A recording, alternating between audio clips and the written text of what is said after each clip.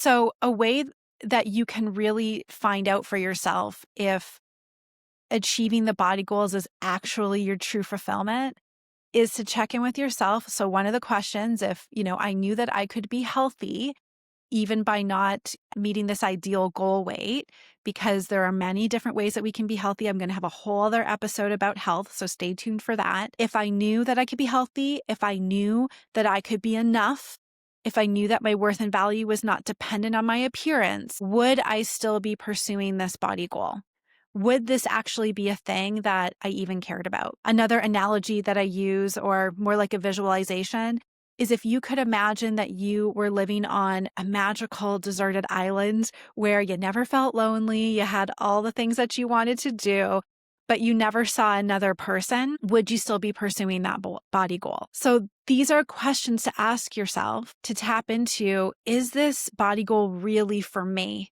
Is this actually what lights up my soul?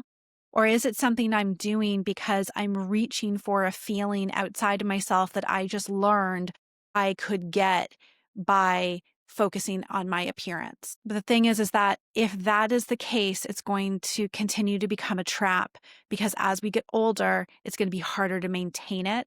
And it's not really then what's bringing the true fulfillment. And so when we look at these body goals and we see, am I really doing this because I'm looking for that external validation? I want to just remind you of, you might have come across the top 5 regrets of the dying. One of the regrets of the dying is, I wish I'd had the courage to live a life true to myself, not the life others expected of me. And body goals, whether we might be aware of it or not, are often coming from the expectations of other people. So go back to that deserted island metaphor. If you had never seen another body, how would you know what was an expected body or what was an expected appearance? You wouldn't.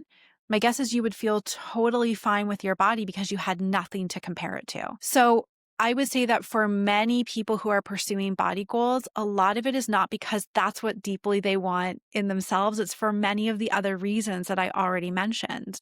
The survival, the reaching outside of ourselves for fulfillment, the ways that we've been conditioned in our family.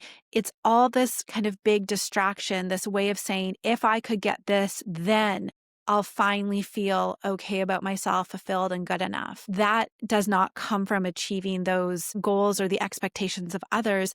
It comes from going within and listening within to our heart. So this really comes down to this journey of going inward instead of being so outward focused.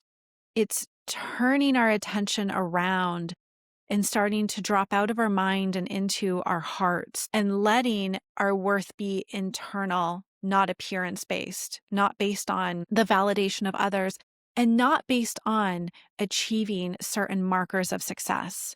Because again, like that, carrot on the stick, once you achieve that or once you've grabbed it, it's going to move again. And I'm sure you've known this for yourself. When you achieve something, then there's going to be the next thing, which is fine because we are creative beings. This is fun for us to achieve things. This is what we do. But if that is dependent, like if our sense of worth and value is dependent on that achievement, and as soon as we lose it, we feel like we've failed, or we feel like we're not good enough, or we're upset, then we've attached it to that achievement. And that's the recipe for suffering.